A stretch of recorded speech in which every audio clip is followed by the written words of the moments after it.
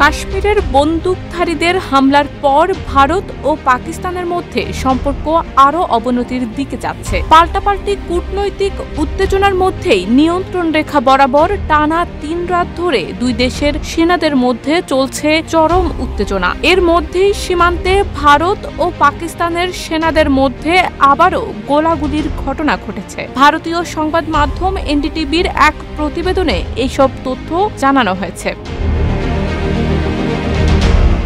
প্রতিবেদনে বলা হয়, পেহেলগামে ভয়াবহ হামলার পর থেকেই জম্মু ও কাশ্মীরের নিয়ন্ত্রণ রেখা বরাবর পরিস্থিতি ক্রমশ উত্তপ্ত হয়ে উঠছে। ভারতীয় সেনাবাহিনীর দাবি, পাকিস্তানি সেনারা বারবার যুদ্ধবিরতি লঙ্ঘন করে ছোট অস্ত্র দিয়ে উস্কানিমূলক গুলি চালাচ্ছে। ভারতীয় সেনাবাহিনীর পক্ষ থেকে জানানো হয়েছে, ২৬ ও ২৭ এপ্রিল রাতের মধ্যে তুতমারিগালি এবং রামপুর সেক্টরের বিপরীতে কোনো ধরনের উস্কানি ছাড়াই পাকিস্তানি সেনারা গুলি চালিয়েছে। এতে ভারতীয় সেনারা উপযুক্ত জবাব দিয়েছে বলেও বিবৃতিতে উল্লেখ করা হয়।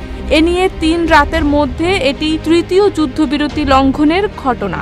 একনল হ্যান্ড ওয়াশ ১০০% প্যারাবেন ফ্রি, তাই নিরাপদ হাতের জন্য আস্থা রাখুন একনলে। তবে পাকিস্তানের সরকারি মহল বা দেশটির গণমাধ্যমের পক্ষ থেকে এই বিষয়ে এখনো আনুষ্ঠানিকভাবে কোনো প্রতিক্রিয়া পাওয়া যায়নি। এর আগে পেহেলগামের হামলার ঘটনার পর ভারত ও পাকিস্তান কূটনৈতিক পর্যায়ে একে অপরের বিরুদ্ধে পাল্টাপাল্টি ব্যবস্থা নিয়েছে। এর মধ্যে উল্লেখযোগ্য হলো একে অপরের ভিসা বাতিল, দূতাবাস থেকে কূটনীতিকদের প্রত্যাহার এবং ওয়াঘা আটারি সীমান্ত দিয়ে একমাত্র সরাসরি বাণিজ্য বন্ধ করে দেয়া।